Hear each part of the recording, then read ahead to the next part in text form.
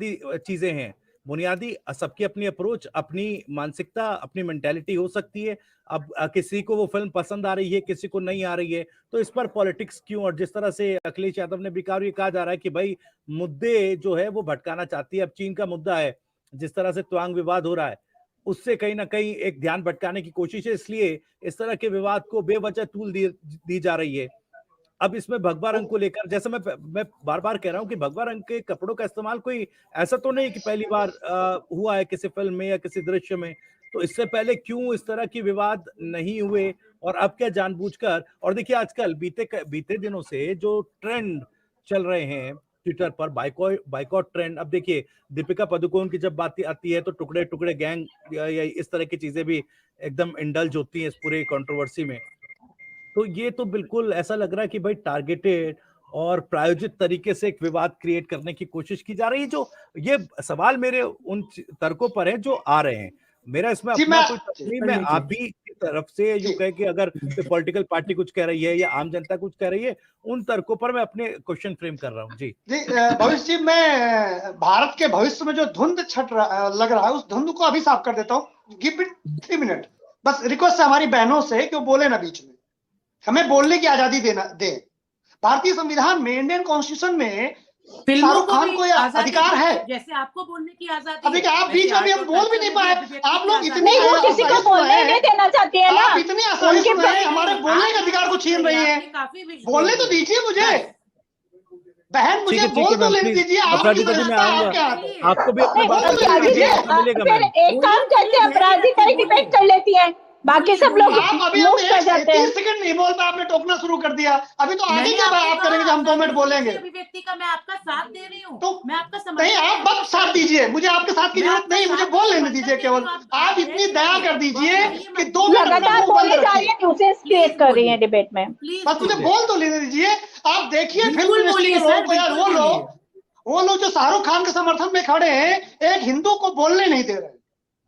और इससे मैंने आपकी टीवी में एक बार और कहा था कि इस देश के माइनॉरिटी, जो मानसिकता से माइनॉरिटी भी है, भले वो हिंदू हो, वो मेजोरिटी को बोलने नहीं दे रहे हैं। ये हालत है इस देश में कि हम बोल नहीं सकते हैं। क्या बात है? मतलब एक हिंदू को आपके चैनल में दोबारा रोका जा रहा है, बोलने नहीं दिया जा रहा है। नहीं सर, ये आपका टाइम है, बोलिए। ठीक है अपराजिता जी, मैं लौटूंगा मैम आपके पास। से बोल रहा हूँ, आपको भी अपनी बात रखने का पूरा मौका मिलेगा। तो एक बार सुन लीजिए ना पांडे जी क्या कह रहे हैं, आलोक पांडे जी क्या कह रहे हैं। उपयोग मत करिए, अच्छे से बात करिए। मैं तो आपको सर कह रही हूं। भाई इनका तो म्यूट करो, नहीं तो हम क्विट करें। नहीं देखिए सर, अब ऐसा व्यक्तिगत नहीं, प्लीज देखिए, मुझे बोलने तो दीजिए पहले। हम तो अभी एक साथ बोले नहीं, आप शुरू हो गई। नहीं त्यागी जी, ये डिबेट का तरीका नहीं हो सकता ना कि एक महिला लगातार बोलते रहे। अपराजिता जी मैं रिक्वेस्ट कर रहा हूँ, मैं आऊंगा आपके पास, पूरा मौका मिलेगा आपकी बात रखने का। देखिए वो नॉलेज जॉब बोली जा रही है, फिर ये क्या चाहती है? प्लीज नहीं, इस तरीके से बात करने का क्या तरीका है? नहीं, फिर आप कहिए कि आप अपना पास रख लीजिए, बाकी लोगों की जरूरत क्या है आपको?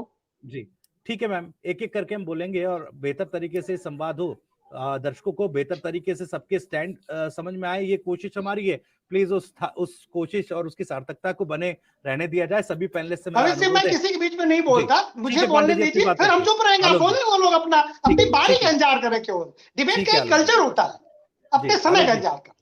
जी मैं सिर्फ ये कह रहा हूँ, शाहरुख खान, दीपिका पादुकोण, उसके डायरेक्टर को फिल्म बनाने का अधिकार है, उन्होंने फिल्म बनाई, सही है, उनको फंडामेंटल राइट है 19(1) वो अपनी फ्रीडम ऑफ एक्सप्रेशन कर सकते हैं, वो कर रहे हैं, राइट है, कहां गलत है? लेकिन उसी 19(1) से मुझे भी तो फंडामेंटल राइट है कि हम फ्रीडम ऑफ एक्सप्रेशन का उपयोग करें। हमें लगता है कि ये गलत किया गया है, हमारे धर्म के साथ मजाक बनाया जा रहा है, हमें अधिकार नहीं 19(1) का उपयोग करने का।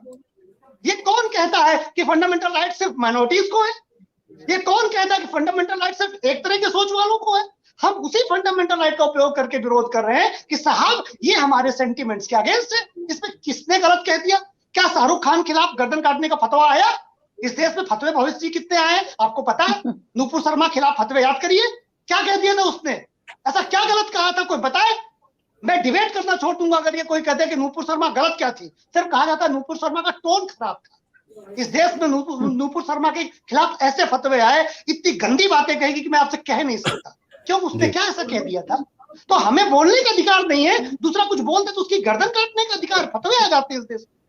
इस देश की मेजोरिटी को बोलने नहीं दिया जाता, हमको कहा जाता है हम रूढ़िवादी है। क्यों? क्योंकि हम एक धर्म को, एक कलर को मानते हैं कि वो त्याग का प्रतीक है।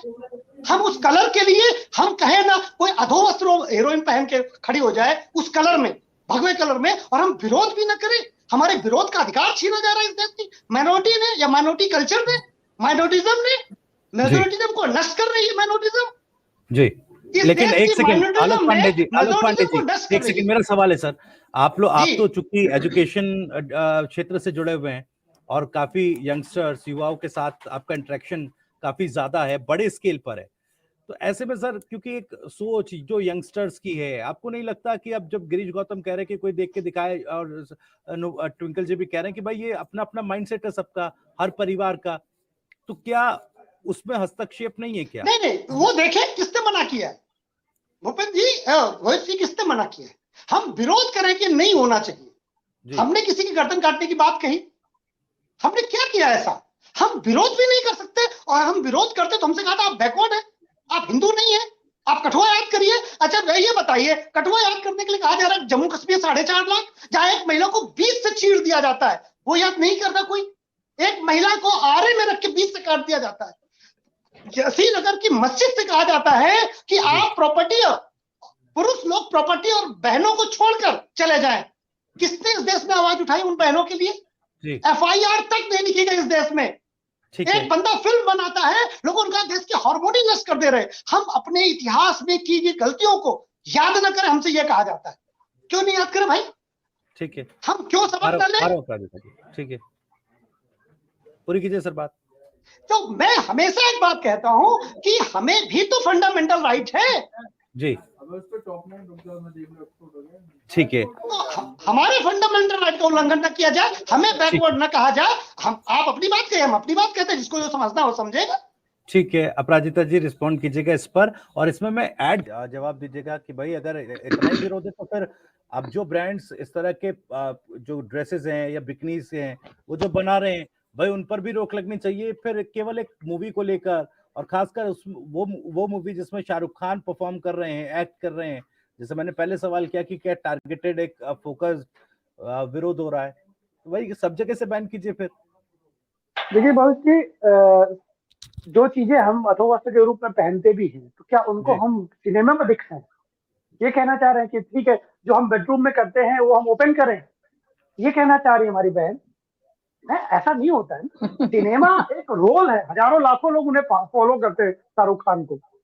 आप जो एक्ट करेंगे दीपिका पादुकोण, आप रोल मॉडल है सोसाइटी के, आप आम पुरुष और आम स्त्री नहीं है, आपको लाखों लोग फॉलो करते हैं, और आप उस रंग का अपमान बार बार कर रहे हैं। राइट टू बियर आपके पास है, लेकिन आपको बनाते समय ख्याल नहीं आया कि साधु हजारों सालों से इस संस्कृति के हमारे लोग उस रंग को धारण कर रहे हैं, तपस्या की थी। एक बार आपकी आत्मा नहीं झिझोरी, कहा चलो ये रंग दूसरा रंग ले लेते हैं, क्या दिक्कत है? तुमने इतने रंगों का प्रयोग किया, एक न करते तो आपकी फिल्म खराब हो जाती।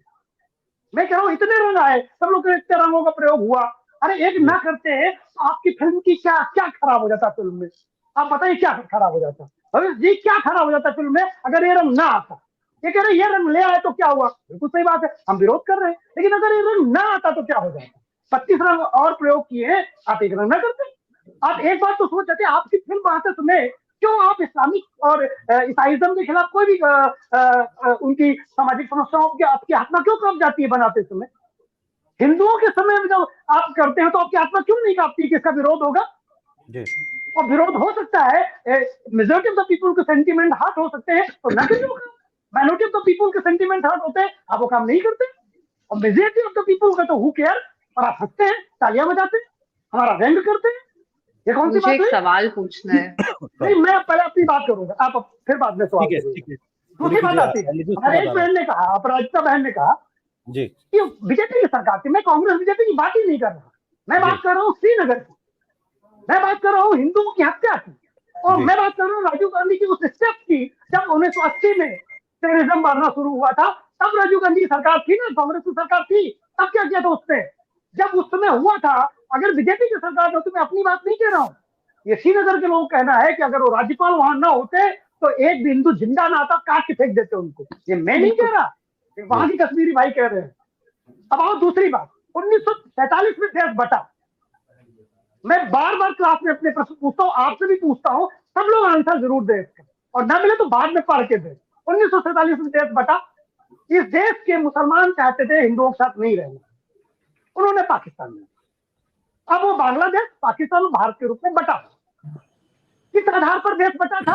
धर्म के आधार, यानी जो बचेगा हिंदुस्तान का होगा और बाकी पाकिस्तान का होगा। चलिए, जो मुसलमान यहाँ रहना चाहते थे, हमने खुले दिल से उनका स्वागत किया कि आपका घर आप रह जाइए। पाकिस्तान में जो हिंदू रहना चाहते हैं उनका खुले दिल से स्वागत हो, रह गए। कितने परसेंट हिंदू थे पाकिस्तान में? 1%। कितने परसेंट मुसलमान थे भारत में? 10%। अब कितने परसेंट है? 20%। यानी वो यहाँ दुगने हो गए, हम वहां 1% रह गए। हमारी तो भूमि है ना पाकिस्तान। अब उसका दूसरी बात करता हूँ, संविधान बना, संविधान में किसको ज्यादा अधिकार मिलने चाहिए थे? कम से कम मेजोरिटी को। किसको ज्यादा अधिकार प्राप्त है संविधान में? माइनॉरिटी को। मैं सिद्ध कर सकता हूँ कि ये जो भारत का संविधान है माइनॉरिटिज्म की तरफ है। मैं बोल दूं पहले, भारत का संविधान का आर्टिकल नंबर 29 और 30 माइनॉरिटीज के साथ। उसके लिए मैं बहुत एक सेकंड अपराजिता जी प्लीज, एक सेकंड ये बातें देखिए जब इस तरह से इतिहास में जाकर और एक एक घटनाओं को लेकर हम लेकर आते हैं तो विषयांतर होता है, ये मुद्दे से भटकती है चीजें। अब देखिए अब इसलिए ये मुद्दे से नहीं भटकती, वहां से वो जो चीज चली थी, वहां से वो चीज चली थी, वो आज तक जारी है। ये मुद्दे से भटकता नहीं है भाई जी, ये ऐसा लगता है कि मुद्दे से भटक रहा है। अब ये बात देखिए, हिंदू मुस्लिम पार्टीशन को लेकर ये तमाम जो चीजें आ रही हैं, तो फिर मैंने सवाल तो बुनियादी वही पूछा था। नहीं तो ये जो भगवान है हिंदू मुस्लिम नहीं हो रहा क्या? इससे आपको लग रहा है कि नहीं हो रहा? अभी तो दीपिका पादुकोण है एक्ट कर रही, शाहरुख खान भले ही एक मुस्लिम एक्टर है, अभी सिद्धार्थ आनंद है डायरेक्टर, अगर मैं गलत नहीं हूँ। नहीं, वो मुस्लिम एक्टर कौन है? वो मुस्लिम एक्टर जो अपनी आइडेंटिटी पाकिस्तान से जोड़कर दिखाता है। एक मुस्लिम एक्टर जो अपनी आइडेंटिटी आज भी पाकिस्तान से जोड़कर दिखाता है, वो खुलेआम ये कहता है कि मैं पाकिस्तान मेरा वालिद है। तो नहीं है। नहीं, देखिए सुनिए, जो भारत में रहता है, भारत का खाता है, भारत में उसको फॉलोअर्स मिलते हैं, भारत से प्रशंसा प्राप्त होती है, उसको उसका फर्स्ट जो डिग्निटी है वो भारत के प्रति, उसकी अगर आस्था होनी चाहिए वो भारत के प्रति होनी चाहिए। लेकिन शाहरुख खान का तो ऐसा कुछ भी नहीं दिखाई देता जी।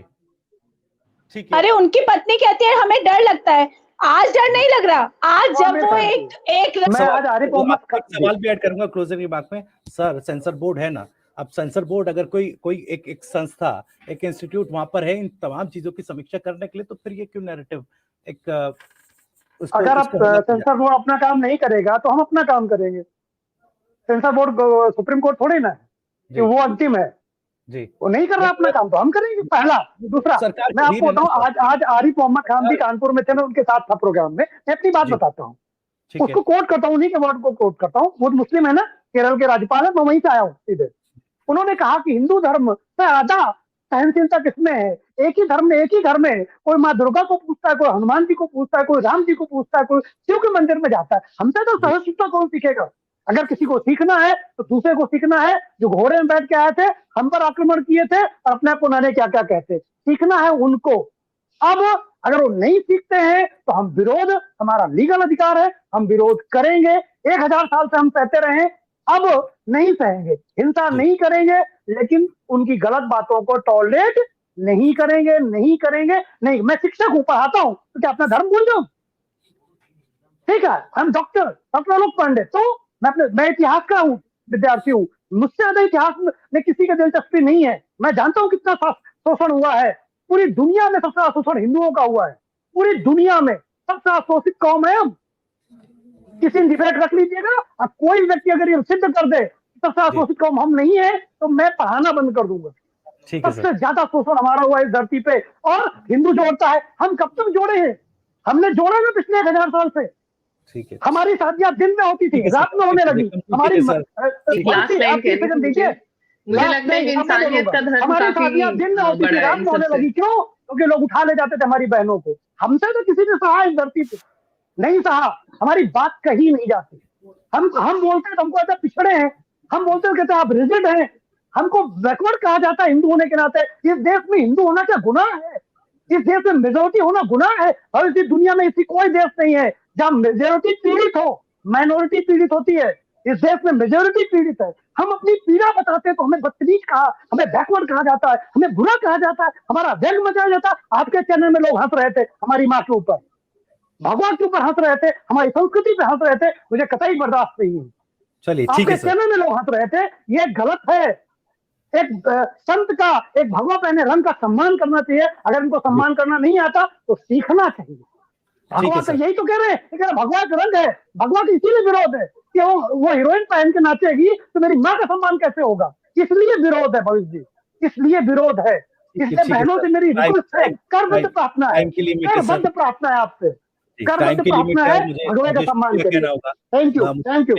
अपराजिता जी, अगर कोई बात मेरी बुरी लग रही हो तो प्लीज मुझे माफ कर दीजिए, कोई भी बात बुरी लगी हो मैं सबसे माफी मांगता हूँ, मेरी भावनाएं हैं, हो सकता है किसी को आहत हो गई हो। इस डिबेट का जो हम अब इसे खत्म करने जा रहे हैं, चर्चा को विराम देने जा रहे हैं, कुछ सवालों के साथ ही इसको विराम देंगे क्योंकि कई सवाल है, कई नैरेटिव है। एक तरफ जहां हिंदू सेंटिमेंट्स को लेकर जिस तरह से बात आगे बढ़ रही है कि भगवा रंग का इस्तेमाल और जिन कपड़ों के साथ किया गया, जो ये एक्सपेरिमेंट हुआ, क्या ये वाकई हिंदू सेंटिमेंट्स पर एक और प्रहार जिस तरह से कहा जाता है उस तरीके की क्या चीज है।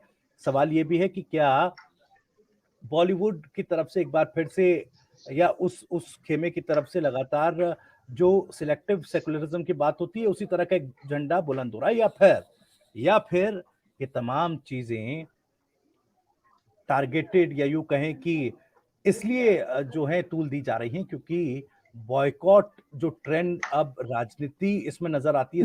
भविष्य न्यूडिटी विद भगवा, नग्नता भगवा के साथ बर्दाश्त है। नग्नता करें हमें कोई दिक्कत नहीं है, लेकिन नग्नता भगवा के साथ तमाम चीजों को बर्दाश्त है, देखने के लिए नग्नता भगवा के साथ बर्दाश्त है, नहीं करूंगा मैं। तमाम चीजों को आंकने के लिए, उसकी समीक्षा करने के लिए इंस्टीट्यूशंस बनाए गए हैं। अगर इंस्टीट्यूशंस अपना काम ठीक तरीके से नहीं कर रहा तो सरकार को भी इस पर समीक्षा करनी होगी और आखिर इस पूरे मसले पर ये कंट्रोवर्सी क्यों बढ़ रही है ये जनता को तय करना है। सब पैनलिस्ट को